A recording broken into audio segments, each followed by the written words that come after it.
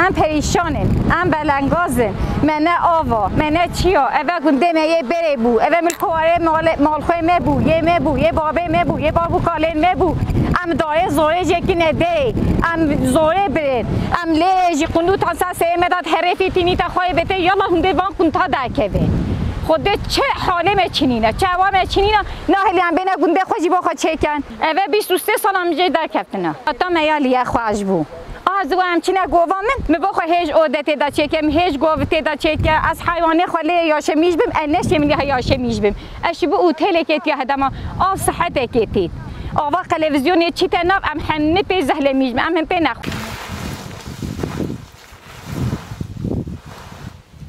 داخوازی من والا هم گنده خو آوا که ام زبر ملکواری خو آوا میچینینا ریا میچینینا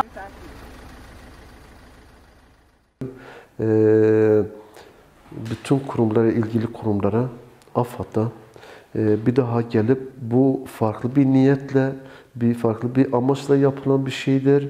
Kesinlikle AFAD diye bir şey yok orada. Zemini hiçbir yere böyle saklan bir zemin hiçbir yerde yoktur. Bir daha gelip de bu ne niyetle yapıldığını öğrenmek istiyoruz ve bir daha gelip de bunu ölçmesini istiyoruz. Halk perişandır, mağdurdur. Bunu bir daha zemini ölçüp de AFAD olmadığını herkes de biliyor. Yani bir daha gelip de bakmasını istiyoruz.